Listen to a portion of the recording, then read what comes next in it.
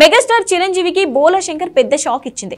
మెహర్ రమేష్ దర్శకత్వంలో రూపొందిన ఈ చిత్రం అట్టర్ ఫ్లాప్ అయింది. దీంతో మెగాస్టార్ తన పందా మార్చారు. రీమేక్లకు గుడ్ బై చెప్పారు. మంచి కథలపై దృష్టి పెడుతూ వరుస సినిమాలను లైన్లో పెడుతున్నారు. ఈ క్రమంలోనే 150వ సినిమా విషయంలో దర్శకుడు సహా కథ విషయంలోనూ మెగాస్టార్ తుది నిర్ణయం తీసుకున్నారన్న లీకులు అందుతున్నాయి. తొలుత ఈ సినిమాకి కళ్యాణ్ కృష్ణ దర్శకత్వం చేస్తారని ప్రచారం జరిగినప్పటికీ అది నిజం కాదని తేలిపోయింది.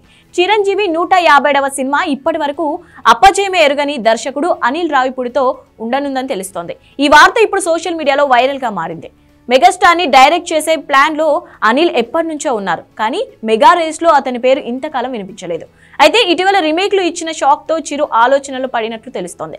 అందుకే తన లేటెస్ట్ మూవీస్ కోసం కొందరు యంగ్ డైరెక్టర్స్ పేర్లను పరిశీలించిన మెగాస్టార్ చివరకు అనిల్ రావిపూడిని ఓకే చేసినట్లు సమాచారం. ఇప్పటికే కథ చర్చలు పూర్తి అయ్యాయట. త్వరలో ఈ సినిమాపై అధికారిక ప్రకటన విడుదల కానుందని సమాచారం. ఈ సినిమా అవుట్ అండ్ అవుట్ కామెడీతో ఎంటర్టైనింగ్ ఉంటుందని తెలుస్తోంది. అంతేకాదు ఓ చిన్న మెసేజ్ కూడా ఉంటుందట. ఇక Chiranjeevi comedy timing and Anil Ravipudi track గురించి ప్రత్యేకంగా చెప్పాల్సిన పనిలేదు.